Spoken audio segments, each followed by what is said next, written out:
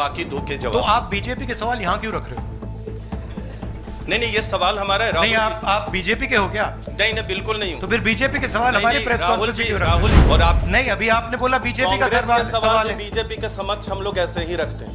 नहीं, आप बार-बार नहीं, देखिए, आप मुझे बोलने दीजिए। मेरे सवाल का जवाब दीजिए। आपने सवाल पूछा, मैं बोल रहा हूँ आपका जवाब, आपका सवाल बिल्कुल। का हाँ, ये जवाब। मेरा सवाल है, बीजेपी का नहीं, मेरा सवाल। नहीं, आपने बोला ये बीजेपी के सवाल हैं और मैं पूछ रहा हूँ। I know, but I am just stating a fact.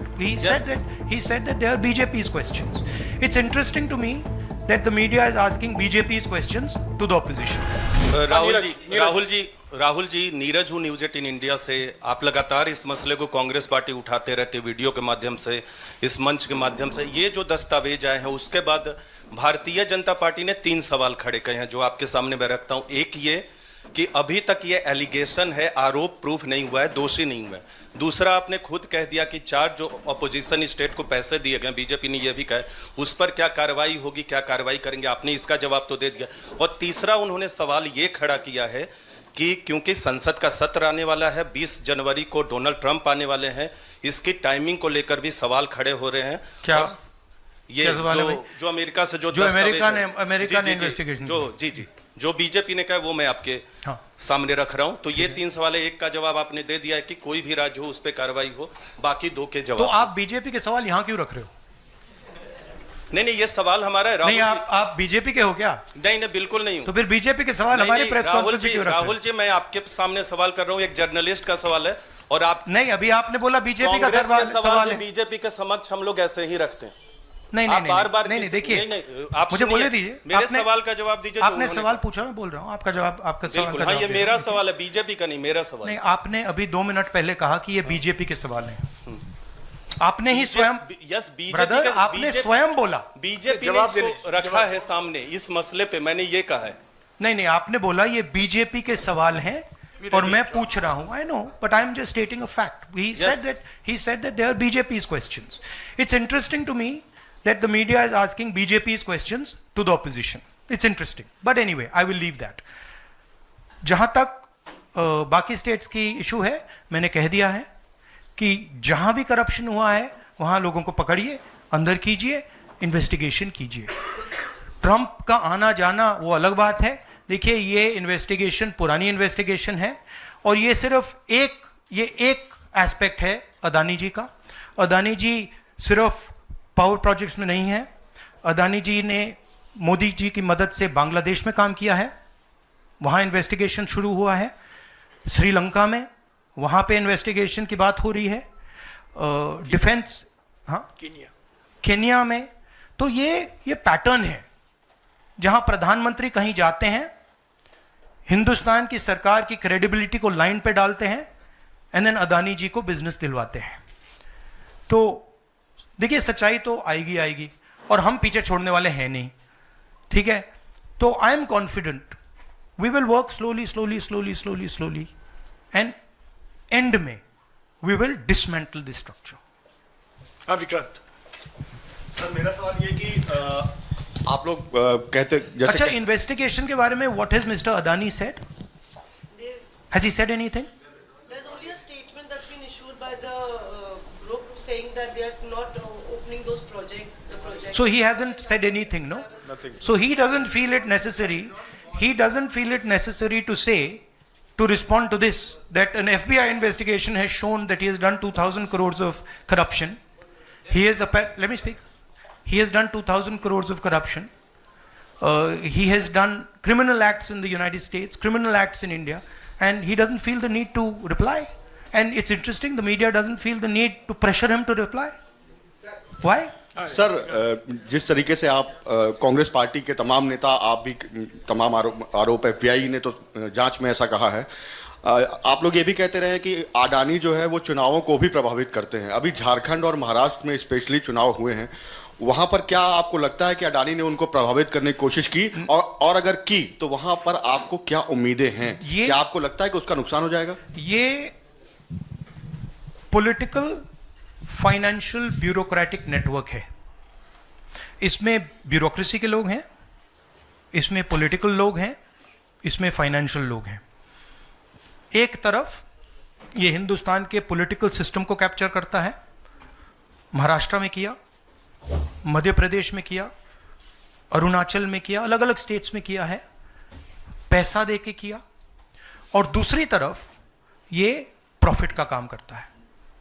और इन दोनों में लिंक है, पैसा बनता है, पैसा सरकार को बनाने में जाता है, वर्चुअस साइकिल कह दो, देश के लिए नेगेटिव और इनके लिए वर्चुअस साइकिल।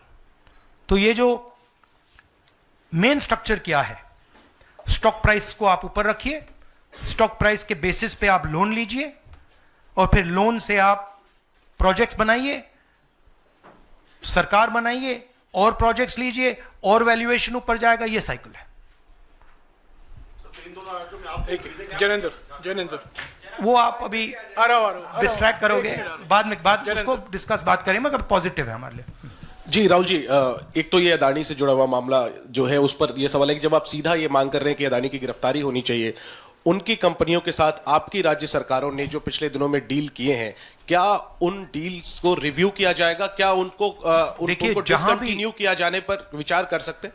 नहीं, देखिए, मैंने झारखंड के प्रेस कॉन्फ्रेंस में क्लियरली बोला कि एक है क्रिमिनलिटी और करप्शन, दूसरा है ड्यू प्रोसेस। अगर अदानी जी, अंबानी जी ड्यू प्रोसेस के साथ काम कर रहे हैं, वी हैव नो प्रॉब्लम।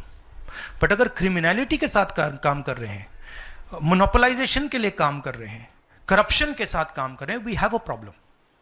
अब सरकार के ऊपर है कि वो इन्वेस्टिगेशन शुरू करें।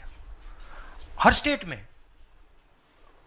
बांग्लादेश के कॉन्ट्रैक्ट को investigate, Kenya, Bangladesh, Sri Lanka, America, Australia, सब इन्वेस्टिगेट करें। हम हमारे स्टेट्स में, ऑपोजिशन के स्टेट्स में, सरकारी स्टेट्स में, सब जगह कीजिए। बट शुरुआत तो वहीं होगी ना, अदानी से शुरुआत होगी। तो अदानी को पकड़िए, अंदर डालिए, इंटेरोगेशन शुरू कीजिए और इन्वेस्टिगेशन शुरू कीजिए। और ये जो माधवी बुच जी हैं, जो इनके स्टॉक प्राइस को प्रोटेक्ट करती हैं, इनको वहां से हटाइए और क्रेडिबल व्यक्ति को वहां डालिए, क्योंकि अगर आप नहीं करेंगे तो हिंदुस्तान के जो रिटेल इन्वेस्टर्स हैं उनका जबरदस्त नुकसान होने वाला है। ये खिलवाड़, ये गेम जो चल रहा है, इसमें अंत में हिंदुस्तान का जो रिटेल इन्वेस्टर है वो मार खाएगा। अदानी जी बच जाएंगे, बड़े बड़े लोग बच जाएंगे, छोटा इन्वेस्टर जो है, मैं आपसे बोल रहा हूं, आप मार खाओगे। और मेरा काम है एज एलओपी आपको प्रोटेक्ट करना। Rahul ji, हो गया Rahul ji, the prosecutors were saying that they were used some quotes like the biggest man, number one. These are the quotes you are always referring in your speeches. What is your take on that? No, what is the question? I know the structure. So I understand what the structure looks like. I've been studying it for a while. Some suspicious things about this use of quote like number one. Yeah. The biggest man. Yeah. Of course. Do you एक है number 1, एक है तो safe है, number 2 is also there. एक minute, Ranjita No, I want to just say about this. This is, आ रहा हूँ यार, सबको मौका दे। where is the वो ब्राइब वाला दिखाओ, ब्राइब नोट वाला दिखाओ। ये जरा पढ़िए, ये देखिए, इस स्कैम का सिस्टम मैं देश के युवाओं को बता देता हूं। देखिए यहां पे लिखा है, R Adani used his Sagar R. Adani, used his cellular phone to track specific details of the bribes offered and promised to government officials. These were called the bribe notes.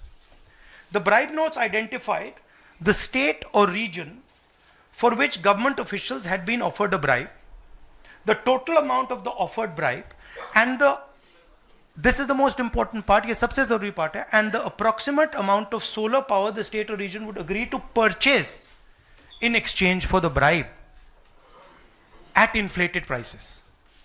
मतलब बिजली जो महंगी हो रही है वो इसलिए महंगी हो रही है क्योंकि अदानी जी भ्रष्टाचार कर रहे हैं। आप याद रखिए, जब आप लाइट स्विच ऑन करते हैं, अदानी जी के पॉकेट में पैसा जा रहा है, मोदी जी के सिस्टम को चलाने के लिए पैसा जा रहा है। इसलिए इन्होंने अमेरिका में कहा है ब्राइब नोट्स। हाँ रंजीता। हाँ, राहुल जी, शेयर धारकों का जिक्र किया आपने। इस खबर के बाद 2.5 लाख करोड़ शेयर धारक जो स्टेक होल्डर्स थे उनको पैसे का नुकसान हुआ। इसको आप किस तरह से देखते हैं? और दूसरा सवाल इसी से जुड़ा हुआ है कि क्या पार्लियामेंट में सिर्फ कांग्रेस पार्टी नहीं, जो इंडिया अलायंस की बात लगातार होती है, इंडिया अलायंस भी इस मुद्दे पर एक साथ है? और क्या इसको लेकर कुछ आप लोगों की योजना है? सब एक साथ है, इंडिया अलायंस एक साथ है और सिस्टमैटिकली काम हो रहा है। तो पार्लियामेंट में भी हम एक साथ रहेंगे। पहला सवाल क्या था? हाँ, मैं बोल रहा हूं, मेन स्टेक होल्डर, हमारे लिए main stakeholder retail investor है और फ्रैंकली उनको रिस्क में डाला जा रहा है। और हम इसलिए माधवी बुच की बात हमने की कि उनका काम रिटेल शेयर होल्डर को बचाने का है, प्रोटेक्ट करने का है, और वो नहीं कर रही है। और ये पूरा जो चेक्स एंड बैलेंसेस का सिस्टम है, प्रोटेक्शन का सिस्टम है रिटेल इन्वेस्टर का, ये खत्म हो गया है। इसीलिए हम इसको दोहरा रहे हैं कि आप माधवी बुच को निकालिए और सही इन्वेस्टिगेशन करिए। अदानी जी ने हिंदुस्तान के इन्वेस्टर से, अमेरिका के इन्वेस्टर से झूठ बोला है। Adani ji has done criminal acts according to the Federal Bureau of investigation.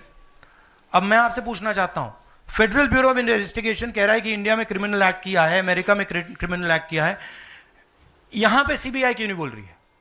यहां पे सेबी क्यों नहीं बोल रही है? दैट इज द सच्चाई ये है। Stay ahead with our cutting-edge news app.